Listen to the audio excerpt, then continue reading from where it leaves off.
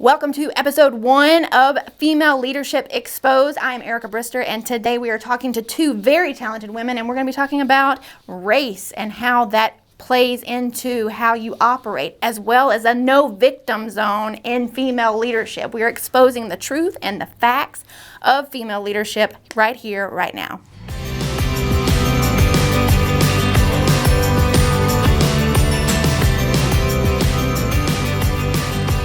Okay, all right, so we are here with my name is Erica Brister, President and CEO of U.S. Pest Protection, and we are here with the Female Leadership Exposed group meeting show.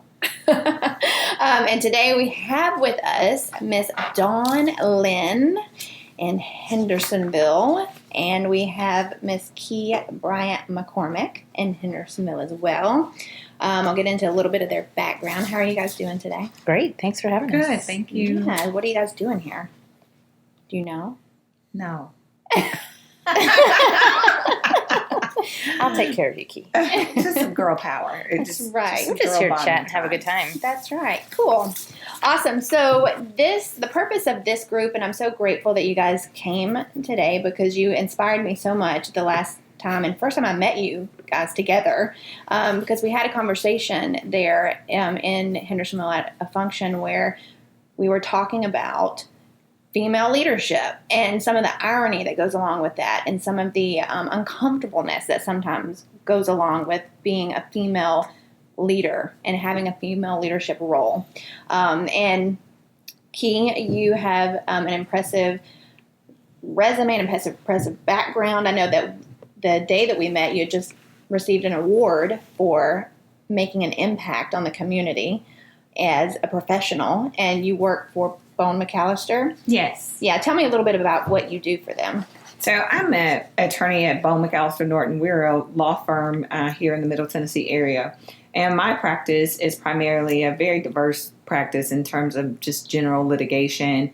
In addition, I do some other things that I enjoy, like probate, wills, conservatorships, and things for individuals with special needs.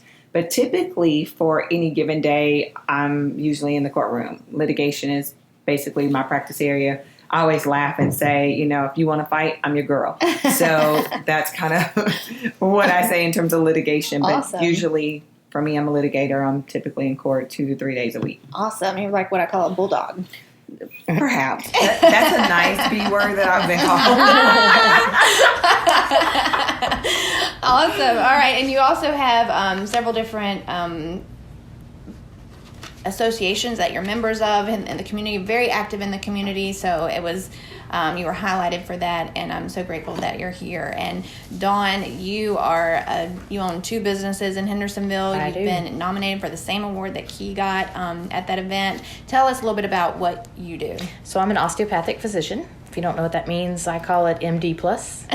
Osteopathic physicians are licensed in all 50 states in the United States to practice medicine and perform surgery just like an MD can, but we actually are also trained in manipulation therapies and kind of like a natural thought process of we use a lot of nutrition, exercise to really help improve our health, but we do exactly the same thing an MD can do, just a little bit more. So I have 2 practices in Hendersonville. Awesome. And one of the things, just to cover this real quick, that was the story that I heard from both of you guys that we kind of bonded over there for a moment was, tell that story. So we were, why did we start talking about, Kee, you were talking about what people sometimes perceive you as when they first see you, first impression, and what they say. And Dawn, you were talking about the same thing. Like, what are people, what's their first impression sometimes of you, and how you've kind of overcome that. And so let us hear a little bit about that, because it was interesting. I'm trying to remember. I think we were talking about typically working in fields that are generally considered male-dominated fields. And even though law schools are turning out a substantial number of female lawyers, and that number seems to increase every year. But for whatever reason, right. For whatever reason, it's still very male dominated. Even the makeup of our judges, our women in leadership are still, it's very it's still very male slanted. And the pay is still very much right, male dominated. very male slanted. Women are still paid less. Even female physicians in the same roles are paid less. So, same are with you lawyers. paid less? Yeah. Well, I'm in private practice, so I'm definitely paid less. But even female lawyers are paid less than male lawyers doing the same Okay. jobs. Mhm. Okay. So oftentimes, you're paid less than Marty Cook? Yeah, well, for law, it's a little different because that's true. But yes, with the law, we set our rates.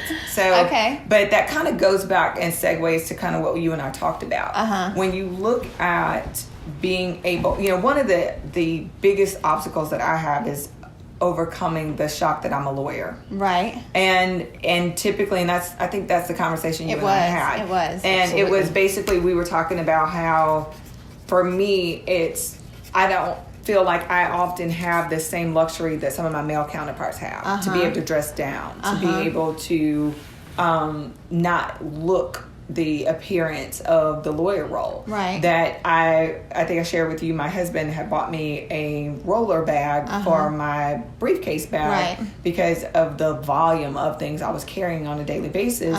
And that I stopped carrying that roller bag because I was having to overcome the perception that I wasn't a lawyer. Right. And, and I say this and I'll caveat this again, that, by no stretch am I trying to change, belittle, or talk down at all about other roles. That's just not the role I that I sought. I went to law school for a purpose. And so for me, it was overcoming that I'm not a secretary, overcoming that I'm not a court reporter, overcoming that I'm not a paralegal, overcoming that, yes, I'm an attorney just like the men in this room are. And so for me, it's overcoming that because typically, I think I shared with you a couple scenarios where, I had a case that I worked my heart out, ultimately got this case dismissed, and it was a criminal case. And at the conclusion of the case, the client said, I'm so overjoyed. We hugged out in the hallway of the courthouse. Right. And for me, I try to treat my clients like family. So it was, this embrace, so excited. We celebrated about the victory of the case. And the client said, the only thing about it is I never got to meet the lawyer. And I was like, what do you mean? And I was like, I've been here every time. And the client said, yeah, you have, but I never got to meet the lawyer. And I'm like, what do you mean? We're here. I've been with you this whole time. And we had numerous court appearances and numerous things that transpired through the representation of this case. And the client said, but you're not a lawyer. You're just somebody's assistant. Wow. And I was like, wow. No. When was this? And this would have been probably 2010 or 11. Wow. That happened to me in the hospital. So it's overcoming, right, and I'm sure you Yeah. are always perceived as a nurse. That's right. So it's overcoming that, and I'm not one of those, my friends can tell you, you'll never have me walk around and tell you or introduce myself as Kee Bryant McCormick Esquire, That's or right. I'm an attorney. I don't do that. That's not my thing. I'm Kee first, and that's how I was. Right. And so, and maybe that gift is my curse because I don't walk around with I'm a lawyer on my shirt. Right.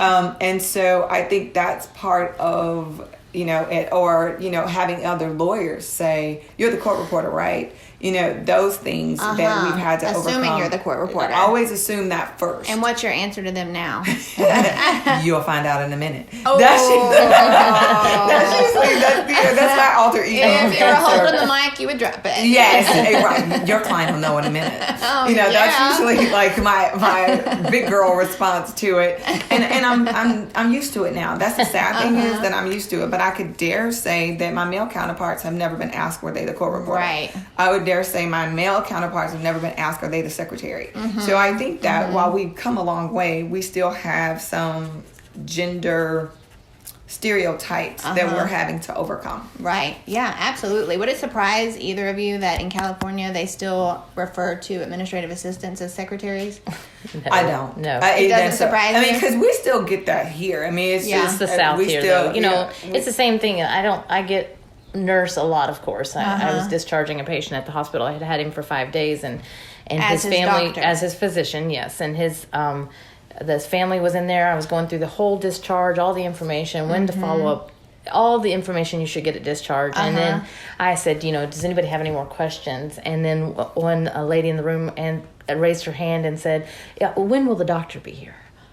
And I said, well, I'm not exactly sure. And I just walked out, and that poor patient was like, no, that's her. That's her. But, it's just it's a perception. If even though I had gone in, introduced myself, I am Dr. Linn, I've been taking here all week. And sometimes I answer, just like you'll find out in a minute, I answer with, I guess we'll just wait till the person with the pen gets here to sign all this. Because that's how it's perceived. And, in the same way, you'll have, and it's not about a title, but it's about a level of respect that we've really worked hard to achieve. Right. And trust you me, I could not be a nurse. Those girls have, boys and girls, thank you, have a hard job. They work hard. Oh my gosh, I could not be a nurse. I wouldn't do it. But we've worked hard to get to our levels, and it comes down to, it's still a struggle for women to get to where we are. I mean, you're a CEO, you recognize it. People surely don't see you sometimes that way either. They don't look at you and think, who's your boss? Right. Yeah, I remember when I first got into the industry, because my dad came to me about 12 years ago and said, if you want this business, come and get it. Otherwise, I'm going to sell it. And at the time, I was a broadcast journalist and a photographer. And so I had to really ask myself, how am I going to be happy running this bug business, right? Because it's not glamorous. It's a bug business. And even though I went to school for management, I wasn't 100% sure that I was ever going to acquire the family business. But as I started down the path, I started reaching out to people in the industry, because that's just what I was doing. And I was finding that the women that I was talking to in our industry, it was not just, I reached out to other female owners, because there was very few of them in the pest control industry. And this one female owner in particular and didn't know who I was. And so she said she made a degrading comment about all the women in the pest control industry are either daughters or wives. And she didn't know that I was a daughter. Right. And so not only is it being a female, but it's like you somehow don't get credit because you are a daughter all of a sudden, right? And so I had a lot to prove from a female standpoint, but then also it's getting outside of that shadow that is perceived. So you've got this male-dominated industry, and if you've got a father or a mother that is in the industry, you've got to break out of that somehow. So for sure, that is definitely in the pest control industry, and it's a male-dominated industry, but U.S. Pest has been blessed with this blossoming internal culture where females are just stepping up for leadership roles. We've got 30%. Well, you guys have done a lot to really cultivate that, and I think that says a lot about the kind of company that you are. It says a lot about the kind of company that all of us are in, or the business that all of us are in, when we can bring internally and say it's okay to be a strong female. Yes. It's okay to be who we are, and we don't have to apologize. I don't know if you know much about Christy Wright, but she is with the Ramsey organization, a business boutique, and she says as women, we often apologize for who we are, or we don't demand the same level of respect, and she says especially for women in business, and she's really spoken to me recently, not personally, but in her own podcast, just about the fact that we set ourselves up for a little bit of a smaller place. It's okay, we all just won't charge as much, or we don't put our price tag at the same way. A man doesn't apologize when he says, this is my price tag and this is how much it is. A man doesn't apologize. But we as women, sometimes we feel the need to be a little, and that may be how we're designed. And but she says, we as women have to stop apologizing for being women. One of the things that both of you just touched on is, and this is part of, and I might be segueing to a different element of Good. Go ahead.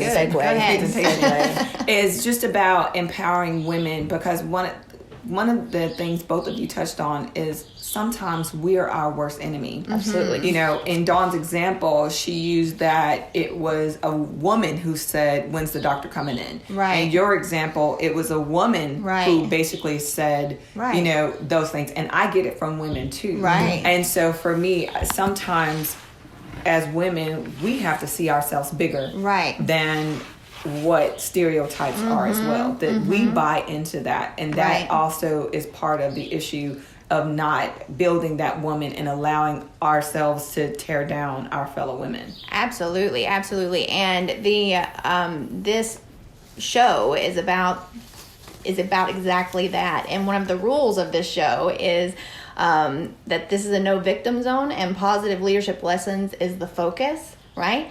So that leads into, have you ever felt yourself becoming a victim in your professional career, and how did you overcome that?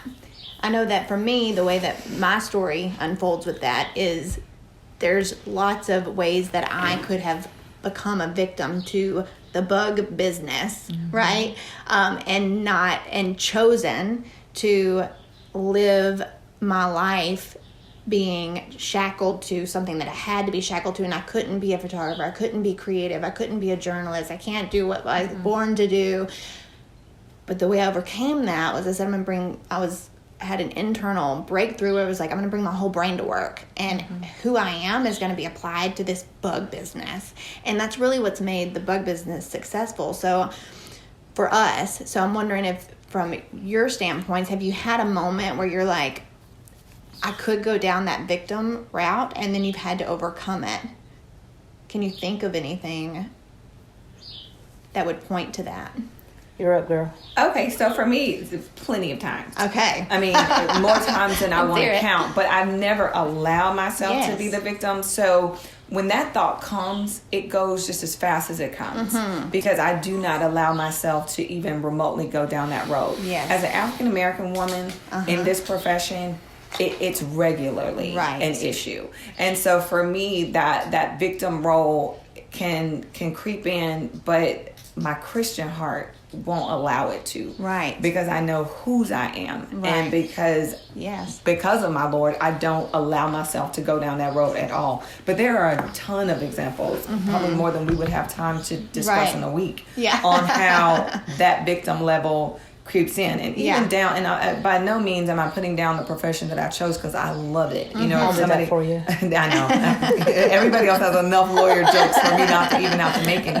But the harsh reality is there are some courts which it's gotten better, and I'm conscious of it. But there are some courts that don't allow women to wear pants in church, in the courtroom. Right. I'm saying in church. Church. That's true too. That's is true. true, yeah. That's true. Pants in the courtroom. Wow. There are some that Here in Tennessee? I don't know if it's in Tennessee anymore. I used to hear that there were, and even in law school, there was. Our professors were diligent and adamant to teach you about dressing. We had dress rehearsals of how to dress for your profession, etc., based on those perceptions of women not being able to wear pants in the courtroom. Right. There's this level of, I know of some female judges that are even offended at being called ma'am.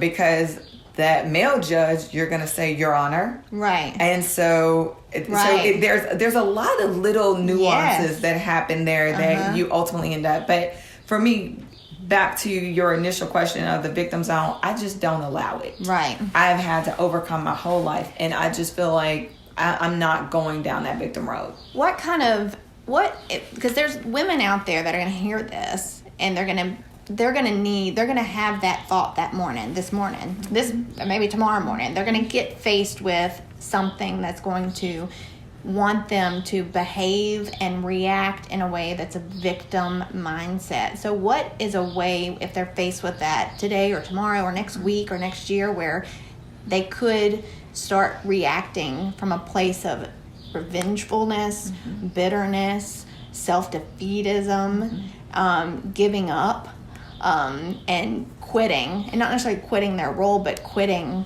on continuing to grow as a person, right? And as a female, what should they know? I think the biggest thing is knowing that you can. I mean, that's the first thing, is you can every time. You're equipped, qualified, and able to. And I think for me, it's even down to there are times, and a friend of mine, we did this exercise. It was like a blessing list. Just count everything that positive that happened in your life.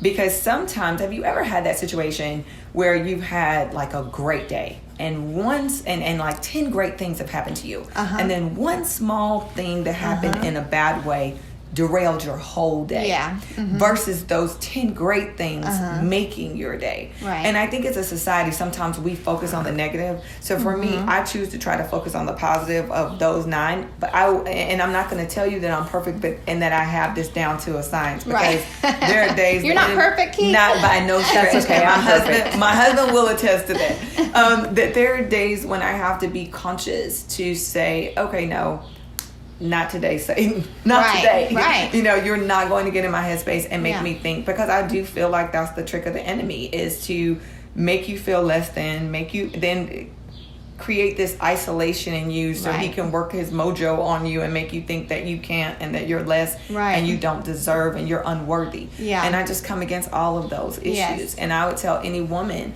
especially surrounding herself with positive women who will be that person to build her. And even down to, and some days you have to just encourage yourself and stand in that mirror and talk to yourself and tell yourself, you got this, girl. And get up and go and do it. And I think that's ultimately looking at your blessings list, going back over that list periodically and saying, okay, yeah, I did this, I got this. And moving on, no matter how small the achievement is. Something you said reminds me of something I tell my patients a lot, is I had something somebody taught me in college was we have to stop looking in our own mirror and start looking in God's mirror. And I tell my patients that a lot, because we're constantly looking in our mirror, and I can point out all my faults in my mirror. I can look in there and say, I don't like this about me, and I don't like that about me, and I'm not good enough, and I'm not right enough. But when I look at God's mirror and he's looking back at me, and he's looking, if you look in that mirror and you see him and the reflection that he made of you, and you think to yourself, okay, I am not good enough, but he is. I'm not strong enough, but he is. And this isn't right about me, but he is. And the victim mentality is something that I've never really adopted, and I think I'm very fortunate in that's because my mother worked really hard. We grew up very poor. She worked 3 jobs. She kicked tail to take care of us. I mean, she worked a lot of hours. I was a latchkey kid in the 1st grade. Wow. Yeah, I can't imagine my 6-year-old coming home now by himself. He's 7, but with a key to get in his house. I was that kid. I was letting myself in. Where did you grow up at? I grew up in the Middle Tennessee, here right outside of Nashville. So Hermitage, Mount Juliet area. Wow. We moved every year just to afford the next place that we could. When the rent went up, we moved to a new apartment. We would move wherever we could afford. But she worked really hard to let us know that that we could get through it. That we might come home and the lights would be off or the water would be out because she's just a little bit behind. But she was working hard, and that taught me that I didn't know we were poor, or I didn't know we were suffering, or we weren't really, because she taught me that hard work was going to get us through. And so in the 4th grade I might have been cooking dinner, and she'd call me afternoon and instruct me on what to do, how to get dinner on. And she'd be home and we'd all have dinner, but it wasn't a thing. It's just what we did. We worked really hard to make sure that we got through. So I think that victim mentality is something that's never really been an issue for me. I wanted to be a doctor from the time I came out and could talk. The word doctor came out of my mouth, and nobody's a doctor in my family. Nobody's, they're nurses. And I even had a grandfather who told me, one of the last conversations we ever had on this planet, told me that he was very misogynistic. He told me that I needed to stop trying to be a man, to get in the kitchen and start having babies. And he said, I don't understand why you have to go to medical school. This is not your role. Your role is to be in the kitchen and have babies. So that that was not my mindset. My mindset was, watch me. I wasn't a victim. I was not going to let him. Who's going to tell me that what I can and cannot do? I was the only granddaughter on both sides of my family. Until 14, we didn't have another granddaughter, and so I was the only girl out of all these boys. So I remember. Who are you? Right. Who are you to not? But I remember specifically one Christmas where my grandparents didn't treat me. They did treat me a little differently. I remember being there on Sunday dinners or at Thanksgiving, and all the boys would go in and watch football, and my grandmother or my grandfather would say, hey, you need to get in the kitchen and help with the girls. And I'm like, well, they're watching football. I want to watch football. I don't know, why do I have to go in the kitchen and help clean up? Why don't they go in the kitchen and help clean up? But I remember specifically one Christmas, all the grandkids usually got the same thing, and all the boys got these leather University of Tennessee hats, big Vols fans. I'm a huge Vols fan. Go Vols. And they got these hats. And I thought, and one of my brothers is a Georgia fan. Even he got one. And I got makeup brushes. And now I know y'all can't see me, but I do not wear makeup. Unless it's beautiful. And thank you. Unless it's a fancy event, and then I'll put my face on. But I never grew up thinking that I needed to do hair or makeup. I was just me. And so I got makeup brushes and they got these really cool hats and I really wanted a hat. And I remember telling my grandparents and my mom, I don't want to be treated differently because I'm female. Now, and I'll just back up and say, and I know Kee feels the same way, I embrace that God made me a female. Right. I love being a female. I have ultimate respect for my husband. He's the leader of my house. He's the spiritual leader of my house.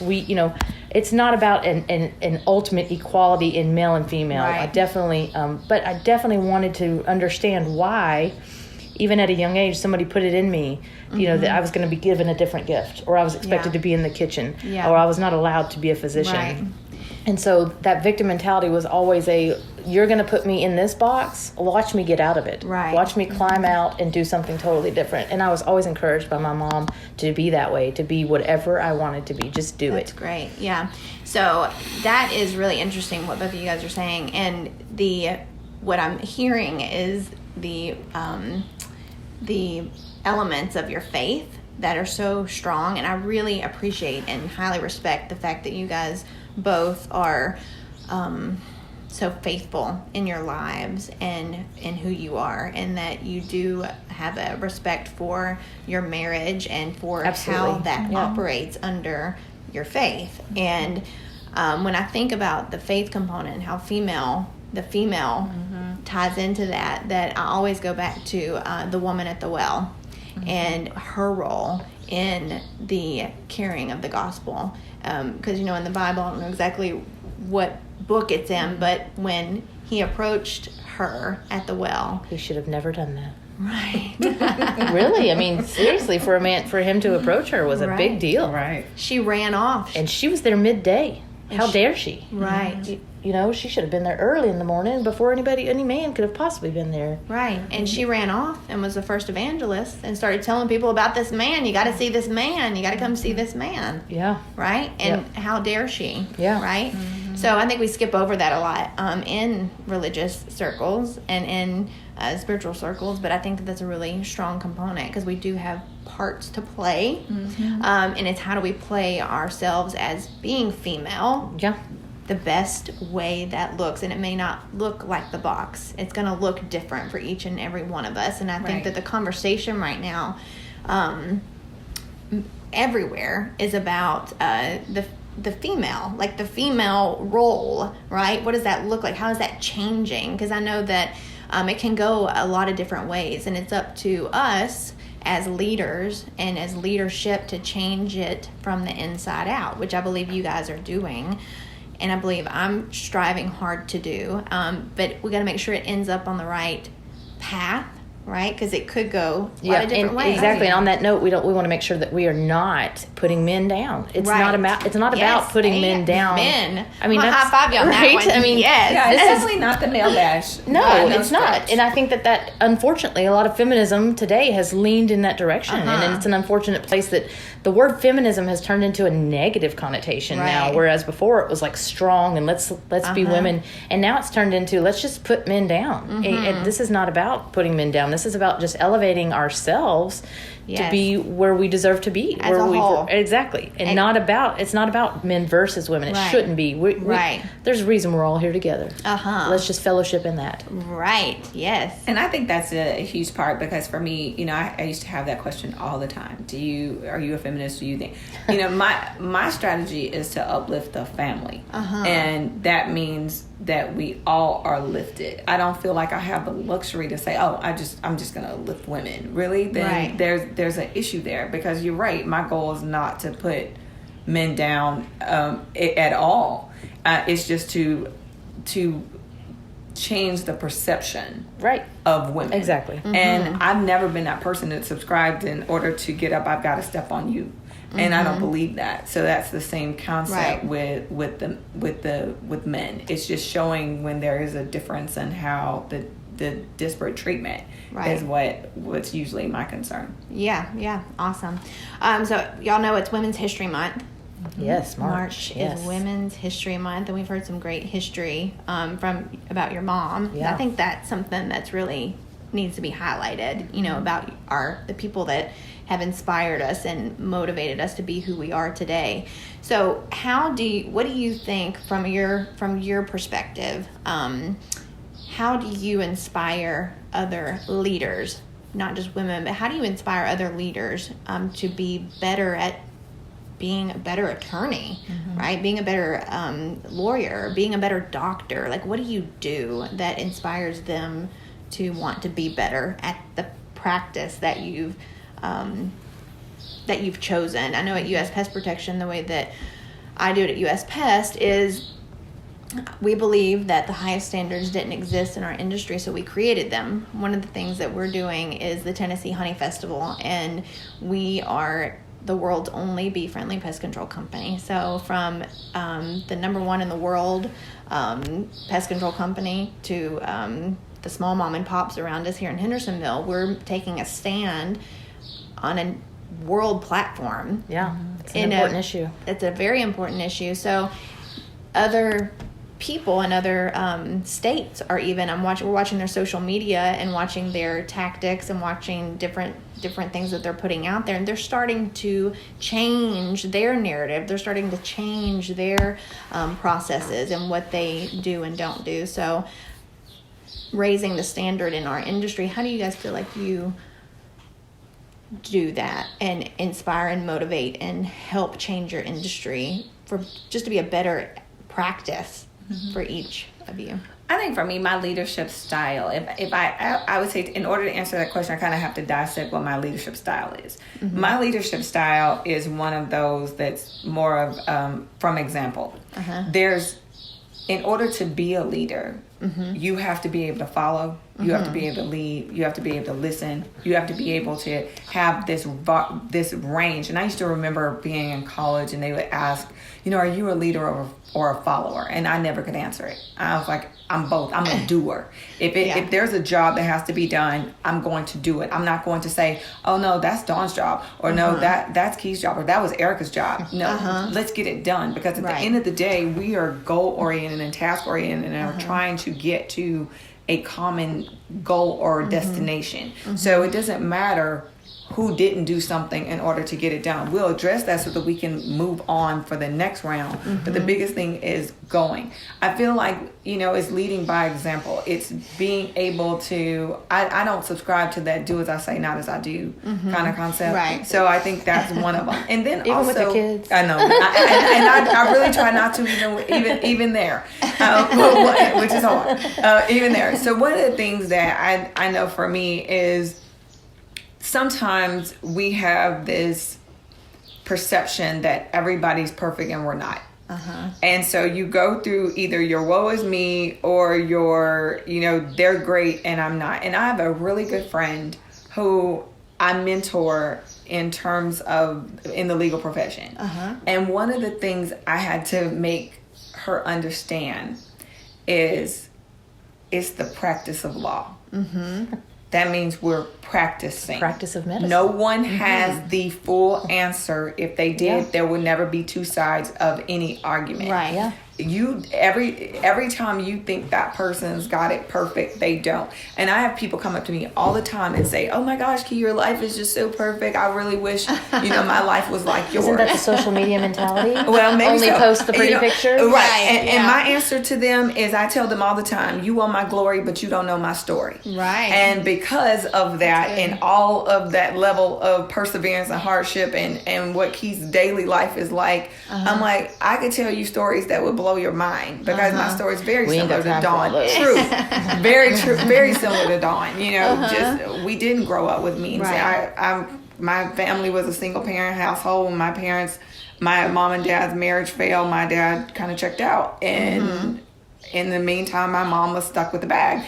And even down to, I was born with a birth defect. I've had 17 surgeries. I had to push through. For me, it's pushing through and realizing, no, it's everybody that you think has it all together has a story too. That's right. Yes. And so sometimes we beat ourselves up because we feel like, oh, I'm not worthy. And it's that combating that unworthy spirit every time that makes you say, no, we can do this.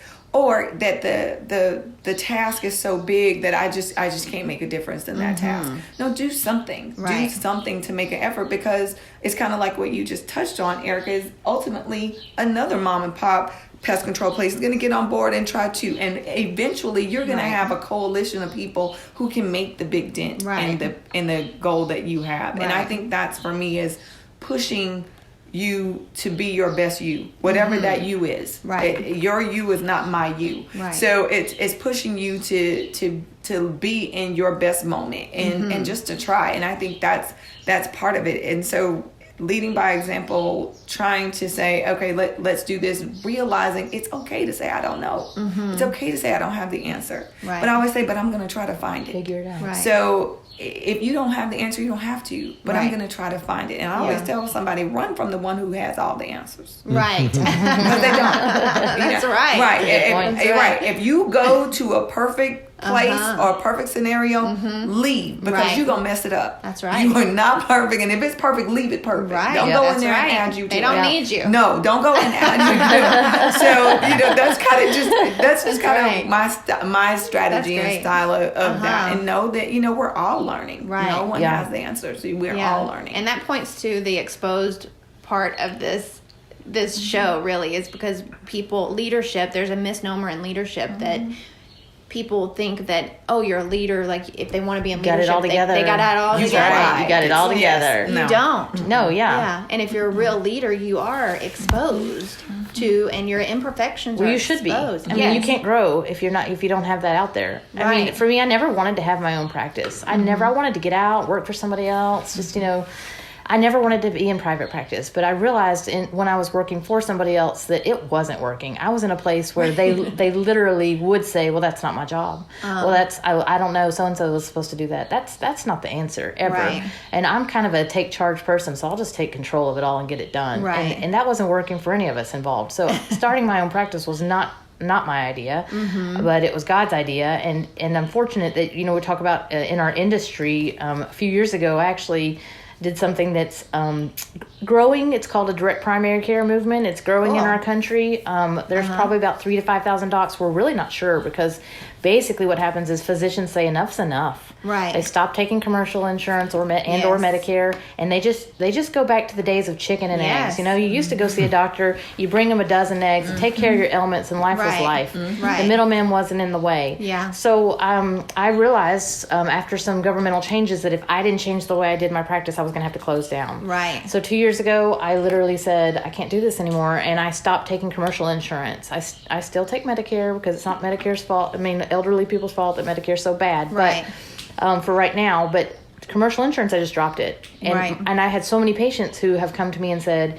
thank you. They pay me a monthly fee. We talk on the phone. We talk by email. We can text. We have less restrictions. That's great. I'm taking care of patients the way that I wanted to do by becoming a physician. Yeah. But I had many of my colleagues. Now, Hendersonville and Sumner County in general is a great medical community. We're all very supportive of each other. I've found that to be wonderful. But many of my family practice colleagues, when I was changing, were saying, oh, gosh, hey, we'll be watching. Good luck with that. How's that? We'll see how that's going to work out for you. But, and I just said, if I don't jump this boat and do it, somebody's got to take this lead and just go. Right. And there are other people in Middle Tennessee doing this. It is brave and it's scary. And of course my pay got cut, but it's not about, if I wanted to go into pay, if I wanted to do something for pay, I sure as heck wouldn't have gone into family medicine. Do you see your pay? Do you see your pay going up though? I mean, it's increased. I'm paying my bills, and that's what's important. Yeah. Like I said, you don't go into general law. You don't go into family practice if you want to make money. Let's just be honest. It's not like it used to be. Right. I would go into something very different, but it's about doing what I want to do, which is taking care of patients. Right. It's not even about, of course we got to get paid, we got to pay our bills, but I have a staff that I can pay, and we pay, I can pay them, and I can pay the things I need to pay. So that's what's important. But taking care of patients, I've gone back to the heart of it all. I've had people literally come in and crying and saying thank you because I didn't have anywhere to go. I had no insurance. Couldn't afford to go to a doctor. Now I have an answer and somewhere I can be. So that's why, you don't get into you don't get into being a family doctor just to sit and do somebody else's bidding when you ultimately deep down just want to take care of patients. Right. And so it's been a real blessing. But, you asked about our trends in our industry and leading in our industry. And that has been a step I've taken in this industry to kind of lead the way. And there's other people taking notes. I have people reaching out to me now and saying, hey, what about me doing this? What do you think could happen? Let's talk about what if I do this? Good. So people are reaching out. They want to talk about it. They just need somebody to take that step and do it. Yes. And So when you they said 3,000 to 5,000 dots. You mean all over the United States? Yes, There's 3,000 to 5,000. that's the theory. But once they drop off taking insurance, they kind of drop off the map. Nobody, So we have a coalition of direct primary physicians, direct primary care physicians out there. We have formed a coalition where we're supporting each other. We're really here for each other. So we're trying to find each other, and we do have a lot of people come together. We've kind of gotten our own group, so it's been really good for that. But it's kind of hard to get started when you only have talked to one or two people who are doing it. Do you find people are doing away with insurance, saying, I'm not going to have insurance, I would rather work with someone just Actually, I do. I think it's an unfortunate, I think that we, if you look at the history of insurance, of course, this is digressing a little bit, and that's okay, but if you look at the history of insurance, it was not intended. You don't go to AutoZone and say, take your car insurance card and go in there and go, I need some new windshield wipers. When your transmission goes out, you don't go to your mechanic and hand them your insurance card. That's not what it's for. Right. And that was never the intent of health insurance either. It was never intended to be used for your daily checkup, your regular visits. It was intended to be used for collisions. Now, if you have a collision, your auto insurance agent's going to be involved in that. That's important. That's a major catastrophe. And that's what insurance should be covering. If you have a heart attack. Right. Catastrophic insurance is, I always recommend that my patients have at least catastrophic insurance. It's super important. I mean, that can knock you out. Medical debt is the number one reason for bankruptcy in this country. Wow. And it's unfortunate because we could go on. We'll have a whole nother podcast on this. We'll just have to have a whole nother podcast. We may just have to have another podcast on health insurance. That's right. That's a big topic. I think one of the things too that you were talking about in terms of like just the practical element of it, and Dawn touched on this too, is being able to help your fellow leader. And I think that's, I'm not a dog eat dog type of person. I just feel like there's, it's not just this race to the top, and the top just should be lonely. I don't believe in that. I definitely believe that I should help you and vice versa. So for me, it's helping other lawyers, it's helping other nonprofit leaders, it's helping somebody else who might have been on a board or whatever else. That's why we serve on so many boards. You and I both serve on a lot of boards. Because of that reason, we want to be a part of bigger things than us. Right. We want to make sure that we know we have a voice, and we know it's important, and we know we have ideas to share. So we volunteer for way too many things. Right. So, for me, it's helping whatever person that I feel like is in my scenario that I can assist. Yeah. Whether that's another special needs mom, whether that is another lawyer, whether that's another wife, another mother, Pre-med another sister, another student, whatever is at least trying to help you realize that you don't have this whatever struggle alone. Yeah, absolutely.